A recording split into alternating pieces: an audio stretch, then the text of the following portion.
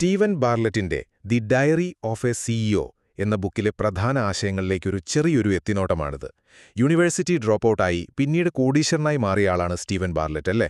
അപ്പോൾ അദ്ദേഹത്തിന്റെ ഈ പുസ്തകം വെറുമൊരു ബിസിനസ് ഗൈഡല്ല.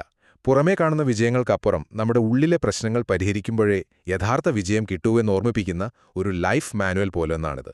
ഒന്നാമതായി, നമ്മുടെ ഉള്ളിലെ ലോകമാണെല്ലാം. വിജയം നമ്മുടെ പ്രശ്നങ്ങളൊന്നും പരിഹരിക്കാൻ പോകുന്നില്ല.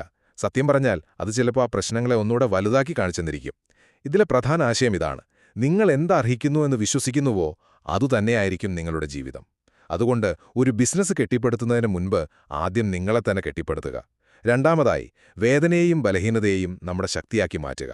ബുദ്ധിമുട്ടുകളെ ഒരു ശത്രുവായിട്ടല്ല, ഒരു പാഠമായിട്ട് കാണണം. കാരണം ഈ പ്രതിസന്ധികളാണ് നമ്മളെ ശരിക്കും സ്ട്രോങ് ആക്കുന്നത്. നമ്മുടെ കുറവുകൾ തുറന്നു പറയുന്നത് ഒരു മോശം കാര്യമല്ല, അത് നമ്മുടെ ആത്മാർത്ഥതയുടെയും കരുത്തിന്റെയും അടയാളമാണ്. അവസാനമായി, ഡിസിപ്ലിൻ, അതായത് അച്ചടക്കം. നമ്മളിൽ പലരും അതിനെ ഒരു പണിഷ്മെന്റ് പോലെയാ കാണുന്നത്, അല്ലേ? പക്ഷേ ബാർലറ്റ് പറയുന്നത് അച്ചടക്കമെന്ന് പറയുന്നത് ഒരുതരം സെൽഫ് ലവ് ആണെന്നാണ്. അതുകൊണ്ട് മോട്ടിവേഷൻ വരാൻ വേണ്ടി കാത്തിരിക്കരുത്. പകരം നല്ല ശീലങ്ങൾ ഉണ്ടാക്കിയെടുക്കുക. കാരണം നമ്മുടെ ശീലങ്ങളെ നമുക്ക് നിയന്ത്രിക്കാൻ പറ്റിയാൽ പിന്നെ ഭാവിയെയും നിയന്ത്രിക്കാം. ചുരുക്കി പറഞ്ഞാൽ, ഈ പുസ്തകം നമ്മളെ ഓർമ്മിപ്പിക്കുന്നത് ഇതാണ്: നിങ്ങൾ എന്ത് നേടുന്നു എന്നതിലല്ല, നിങ്ങൾ ആരായി മാറുന്നു എന്നതിലാണ് യഥാർത്ഥ വിജയം.